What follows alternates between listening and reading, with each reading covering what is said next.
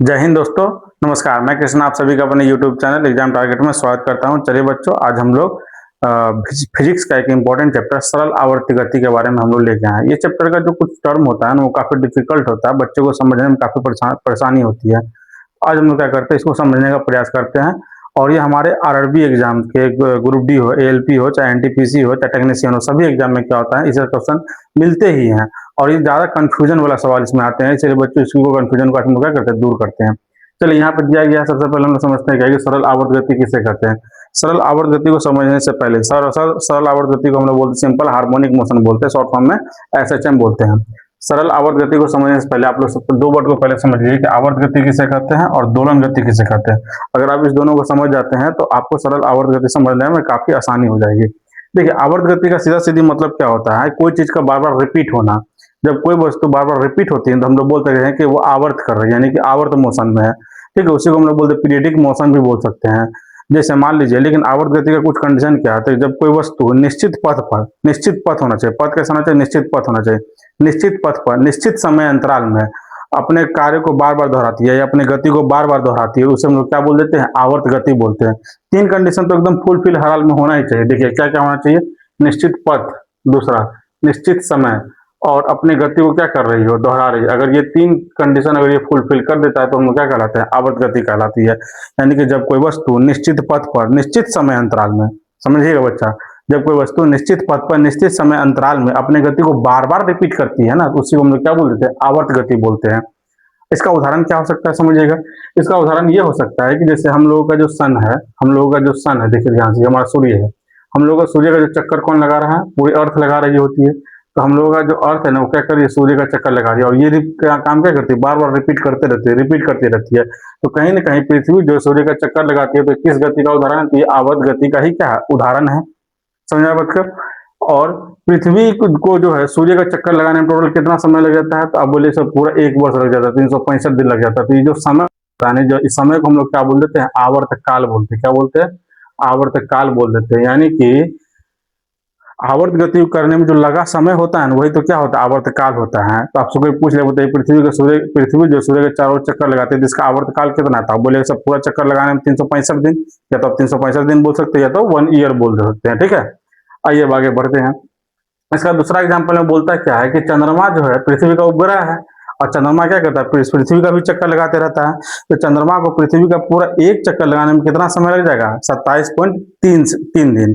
यानी कि अगर आपसे कोई पूछे, जैसे मान लीजिए ये हमारा अर्थ है, और इस अर्थ का जो पूरा चक्कर कौन लगा रहा होता है, तो मून लगा रहा होता है। कौन लगा रहा है, हमारा मून लगा रहा होता है।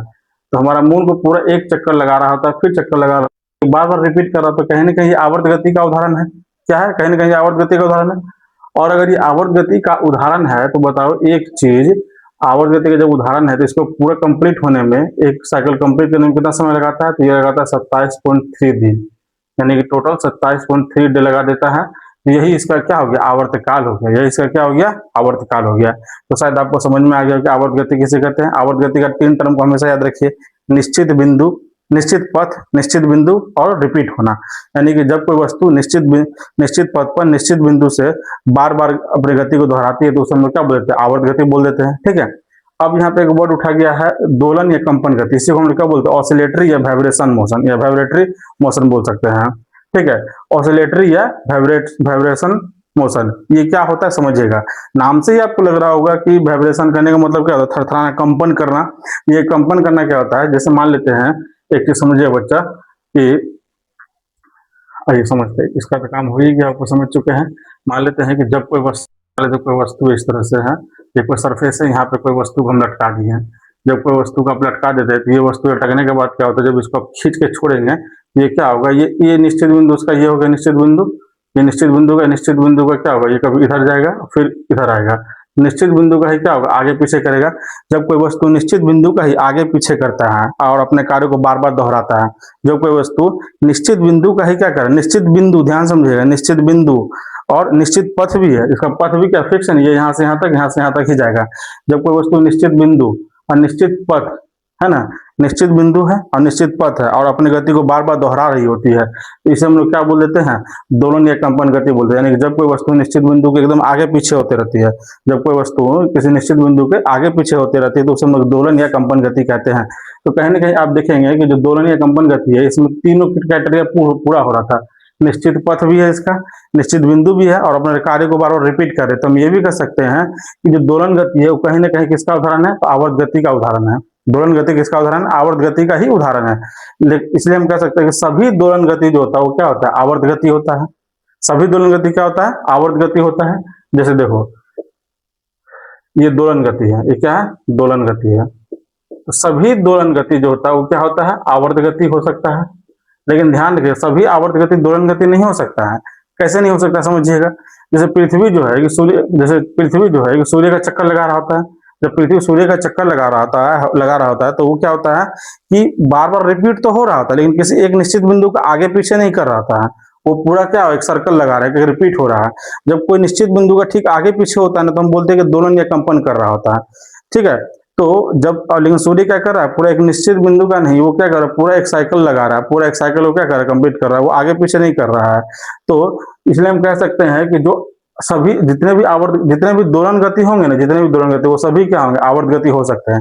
लेकिन सभी आवर्त गति दोलन गति नहीं हो सकते हैं। शायद मेरी बात आप लोगों को समझ में आई होगी।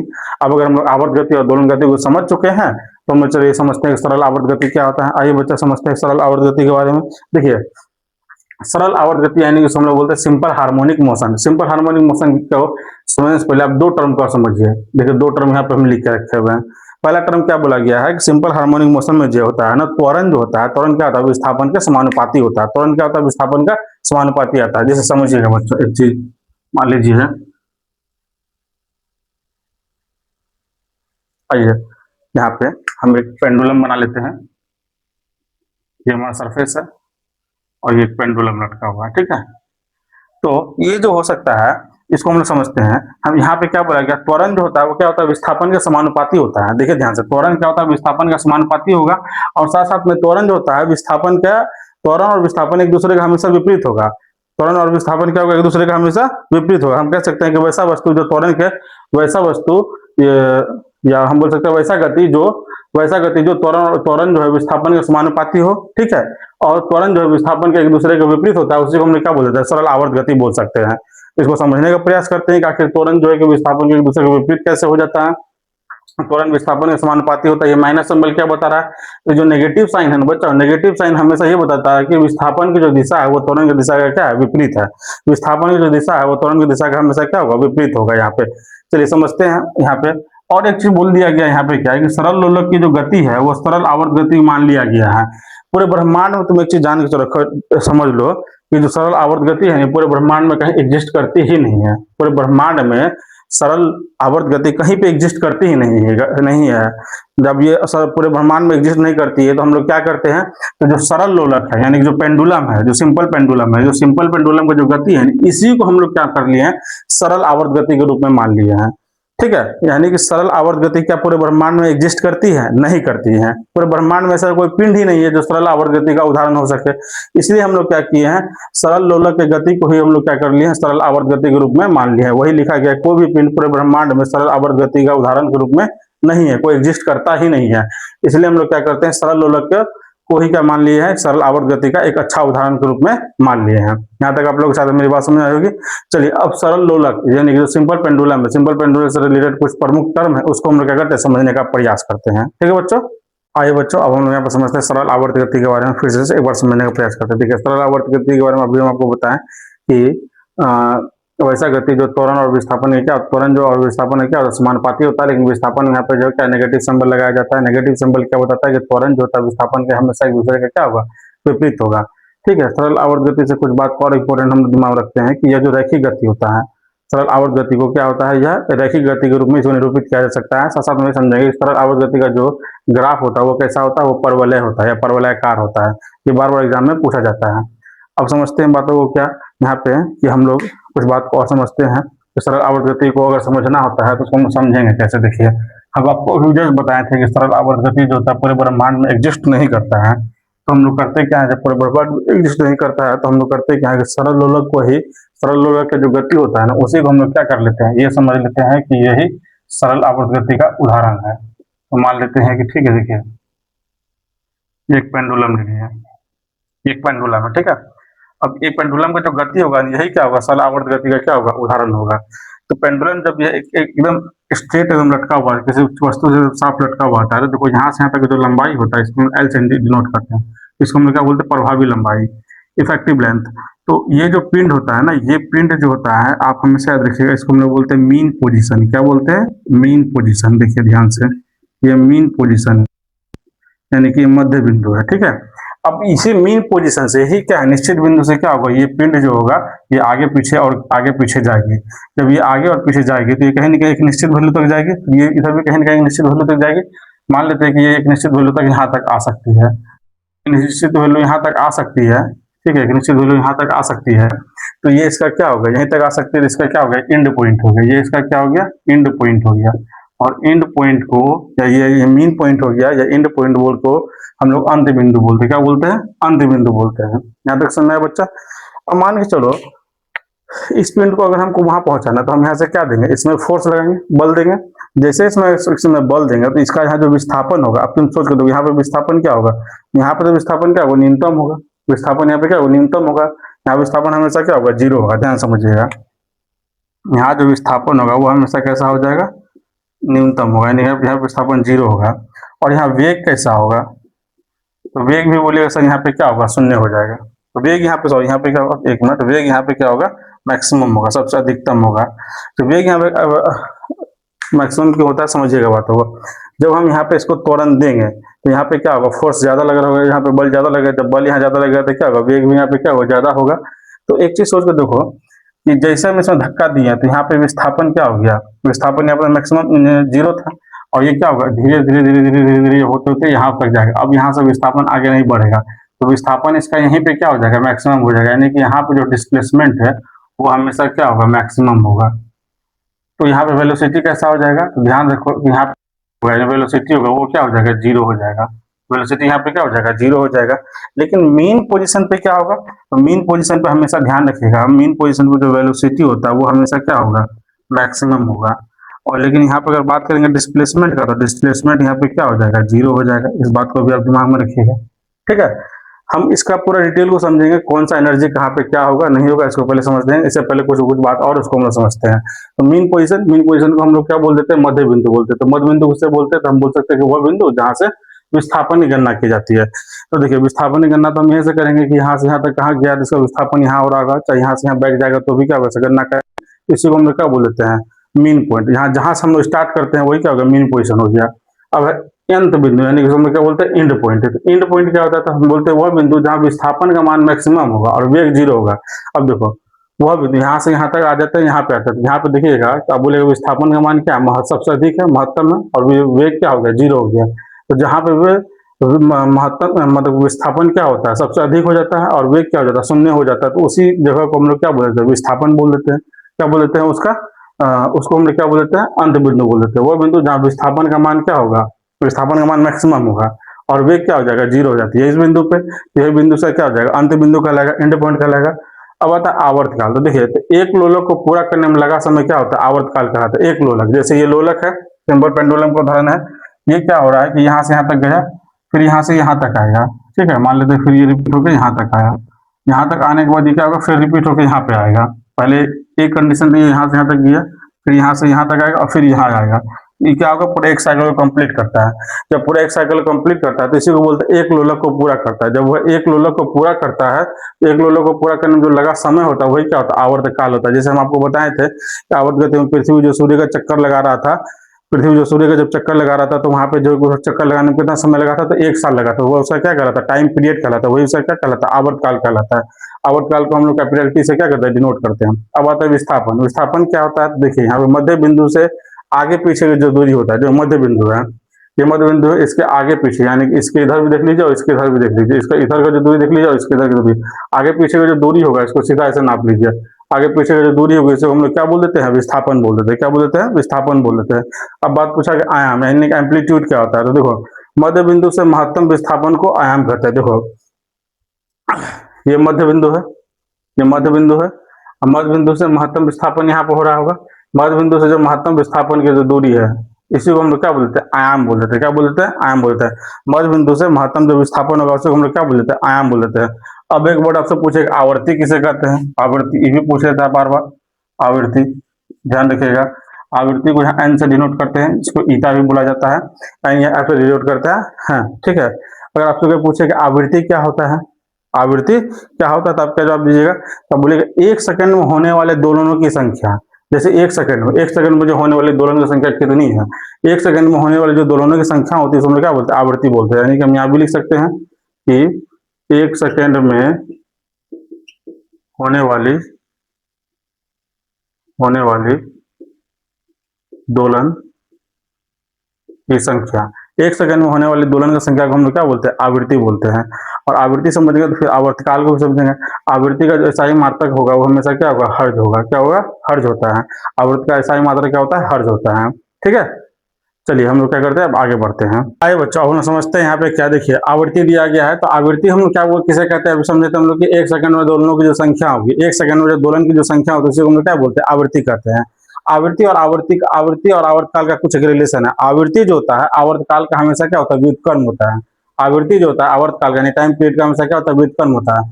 हम आपको बताएं कि आवर्तकाल को किसे डिनोट करते हैं, तो कैपिटल टी से डिनोट करते हैं। और आवृत्ति को किसे डिनोट करते हैं, तो ईटा से डिनोट करते हैं, यानी कि एन से डिनोट करते हैं। इसलिए आप ध्यान से देखिए, एन बराबर में क्या लिखे, 1/t, क्योंकि आवर्तकाल जो होता है इसका क्या होता है, व्युत्क्रम होता है। यानी कि आवर्त का जो है कि व्युत्क्रम होता है। अगर आपसे पूछे कोई आवृत्ति का SI मात्रक क्या होता है, तो क्या बोलिएगा, हर्ज होता है। आवृत्ति का SI मात्रक क्या होता है, हर्ज होता है। चलिए ठीक है, अब आगे बढ़ते हैं। यहाँ पे देखिए क्या क्या है कि एक सरल लोलक लिया गया, एक पेंडुलम लिया गया है। इस पेंडुलम में कुछ बात को हम समझने की कोशिश करते हैं। हम आपको बताए थे कि ये हमेशा क्या होगा, इसका मीन पोजीशन होगा। ये क्या होगा, मीन पोजीशन होता है। ये इसका क्या होता है, इंड पोजीशन होता है, अंत बिंदु होता है। ये इंड पोजीशन है और ये मीन पोजीशन है। इसी से हम लोग क्या करते हैं, सारा चीजें गणना करने का प्रयास करते हैं। अब जैसे मान लीजिए इस वस्तु को हमको वहां भेजना है, यहाँ भेजना है, तो हम यहाँ पे क्या देंगे इसको, हम लोग यहाँ पे क्या देंगे, इसको बल देंगे। जैसे बल देंगे तो ये क्या होगा, यहाँ पे पहुंचेगा। तो बताइए जैसे इसमें बल देंगे तो यहाँ से विस्थापित होगा, और विस्थापित होगा तो बताइए जब यहाँ पे था तो यहाँ पे इसका विस्थापन क्या होगा, 0 होगा। विस्थापन यहाँ पे क्या होगा, 0 होगा। और जब यहाँ पे विस्थापन इसका 0 हो जाएगा तो बताइए यहाँ पे अभी इसका वेग क्या होगा, मैक्सिमम, क्योंकि वेग यहाँ पे क्या होगा, हमेशा मैक्सिमम होगा। जैसे इसमें बल देंगे तो यहाँ पे वेग जो सबसे ज्यादा यहाँ पे होगा, लेकिन यहाँ आते आते यहाँ क्या होगा, वेग 0 हो जाएगा। लेकिन विस्थापन यहाँ पे क्या, अभी कुछ नहीं है। जैसे यहाँ पे देंगे, जैसे यहाँ पे वेग लगेगा तो अधिकतम कहाँ तक होगा, यहाँ तक होगा। यही इसका क्या होगा, मैक्सिमम विस्थापन होगा। इसके आगे विस्थापित कर ही नहीं सकता है, इसका आगे विस्थापित कर ही नहीं सकता है। इसलिए यहाँ पे विस्थापन क्या हो जाएगा, इसका मैक्सिमम हो जाएगा। और जब विस्थापन मैक्सिमम होगा तो इसका त्वरण भी यहाँ पे क्या हो जाएगा, मैक्सिमम होगा। जब भी विस्थापन अधिक होगा तो मैक्सिमम भी क्या होगा, त्वरण होगा। इस बात को हमेशा याद रखिएगा। अच्छा बात बताइए, जब ये यहाँ पर रुका हुआ है तो इसमें जैसे जैसे धक्का देंगे तो ये क्या हो जाएगा, गति में आ जाएगा। जैसे गतिज ऊर्जा अभी यहाँ पे क्या होगा, तो देखो गतिज ऊर्जा यहाँ पे हमेशा क्या होगा, सबसे अधिक होगा, क्योंकि यहाँ से ही गति क्या होना स्टार्ट हुआ।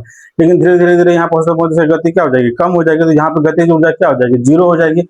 और यहाँ पे इसका स्थितिज ऊर्जा क्या हो जाएगा, गतिज ऊर्जा 0 होगी, स्थितिज ऊर्जा क्या हो जाएगा, मैक्सिमम हो जाएगी। ऐसे आपको दिमाग में एक चीज रखना है कि जहाँ मीन पॉइंट होगा ना, मीन पॉइंट पे वहां पे 2 चीज हमेशा क्या होगा, मैक्सिमम होगा। एक तो पहला बात क्या होगा कि वेग और गतिज ऊर्जा, ये दोनों क्या होता है कि मध्य बिंदु पे हमेशा क्या है, मैक्सिमम है। मध्य बिंदु पे क्या मैक्सिमम है। बाकी बात इधर जितना भी चीज दिख रहा है वो क्या होगा, अंत बिंदु पे क्या हो जाएगा, मैक्सिमम हो जाएगा। जैसे विस्थापन अंत बिंदु पे मैक्सिमम होगा, त्वरण क्या होगा, मैक्सिमम होगा। स्थितिज ऊर्जा भी क्या होगा, यहाँ पे मैक्सिमम होगा। तो आपको दिमाग में रखना है कि मध्य बिंदु पर वेग और गतिज ऊर्जा क्या होता है, सबसे अधिक होता है, अधिक होता है। ठीक है, मध्य बिंदु पर वेग और गतिज ऊर्जा क्या होता है, सबसे अधिक होता है। बाकी बात विस्थापन हो गया, त्वरण हो गया, स्थितिज ऊर्जा हो गया, ये सारा चीज क्या होता है, अंत बिंदु पे सबसे अधिक होगा।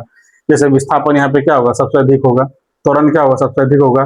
स्थितिज ऊर्जा क्या होगा, यहाँ पे सबसे अधिक होगा। लेकिन यहाँ पे वेग और विस्थापन, वेग और सॉरी गतिज ऊर्जा, ये दोनों क्या हो जाएगा, शून्य हो जाएगा। देखिए वेग और गतिज ऊर्जा क्या हो गया, शून्य हो गया।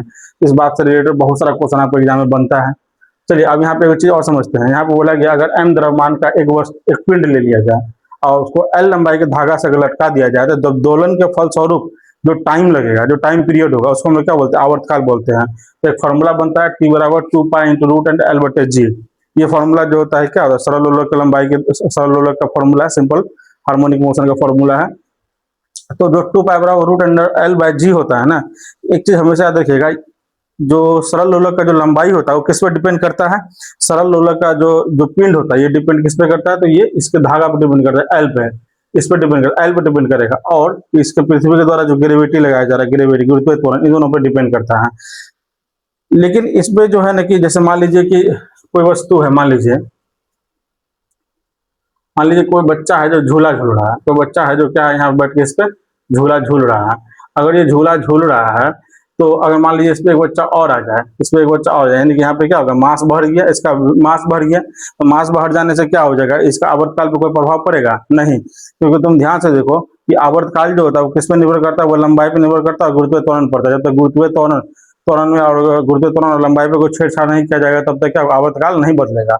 अब जैसे मान के चलो, सोच के देखो कि मान लो कि ये पेंडुलम है, ठीक है।